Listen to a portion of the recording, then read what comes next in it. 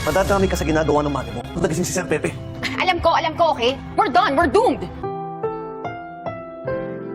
Ang susunod na programa ay rated PG. Ito ay nangangailangan ng patnubay at gabay ng magulang para sa mga batang manunood.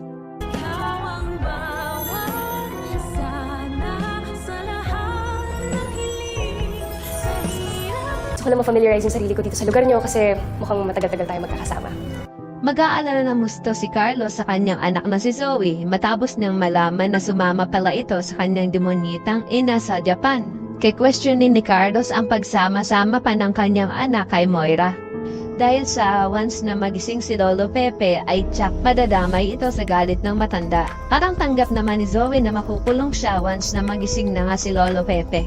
Kaya naman salit na magmukmuk siya mas ini-enjoy niya na lang ang mga huling araw niya sa labas. Sa kabilang banda, sa unang araw naman ng trabaho ni Justin sa kanyang work bilang HR sa Atex ay ipafamiliarize niya na ang lugar sa pamamagitan ng paggagala-gala sa loob ng buong Apex Hospital at mukhang patitikimin niya ng kanyang tunay na ugali sila Nurse Evan at Karen sa pamamagitan ng pagbagsak sa kanilang mga gamit at padadamputin niya ito sa dalawa. Ikatataas naman ito ng kilay na mag-best friend na nurse at feeling nga ng dalawa na mas pinapatunayan lang ni Justin na mas masawal pa siya kay Zoe. Sa kabilang banda, mukhang sa hinaba-haba ng pagpabebe nitong si Doc Carlos ay mukhang papayagan niya na din si Annalyn na sumama sa Japan.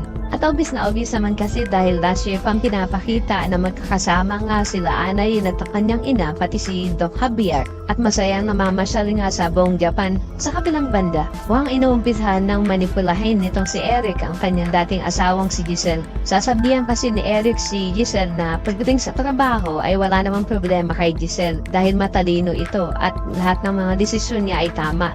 Pero pagdating sa personal life ay doon siya pumapalya. Kitang-kita naman sa mga mata ni Giselle na tila ba tinatamaan siya sa mga sinasabi ni Eric. Kaya naman kung isa ka rin sa mga umaasang sana hindi magtagumpay si Eric sa pagmamanipula dito kay Giselle ay pakilike ang video na ito and don't forget to subscribe. Thanks for watching and see you on our next episodes. Bye-bye!